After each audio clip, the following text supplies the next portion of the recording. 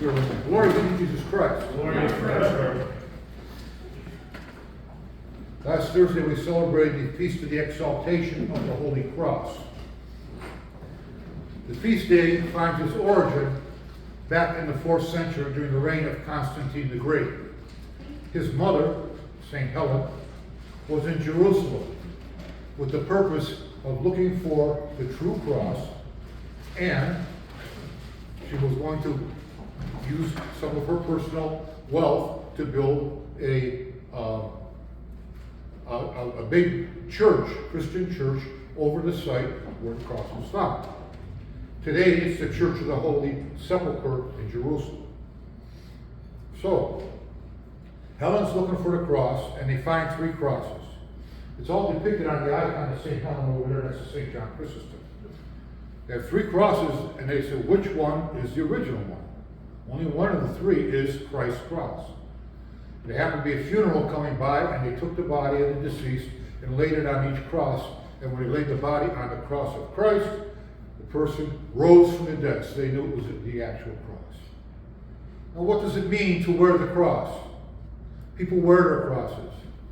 They get them earrings, jewelry, crosses, tattoos, crosses. But what does Christ say? If you want to save yourself, you have to first and foremost deny yourself, then take up your cross and follow him. What's it mean to deny oneself? Those things that we do, they really aren't good for us. We eat too much, we might smoke too much, we might drink too much, we might gossip, so on and so forth. What they're saying is try and get rid of that bad behavior, then accept Christ and follow him. And it is a two-way street. Christ is always calling you, but he's not going to grab you by the back of your collar and pull you into his fold. You have to respond. It takes a response. You have to deny yourself, take up your cross, and follow him.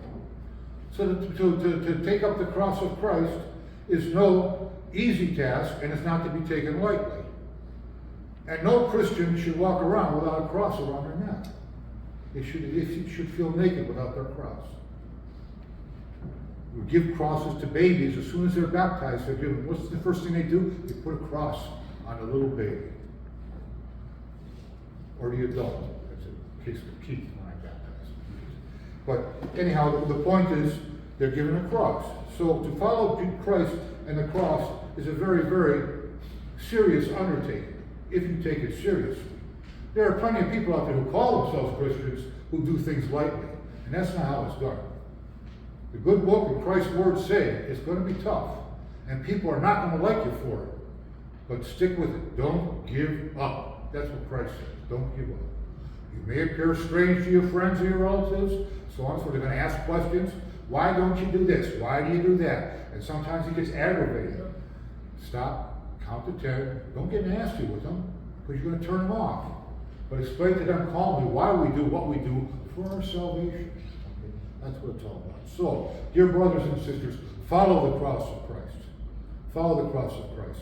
It's a process that begins from today until the day you die. But be part of that process, a positive part, an integral part of that process. Okay? That's the important thing. Walk with the Lord and walk in the cross. Amen. Glory be to Jesus Christ.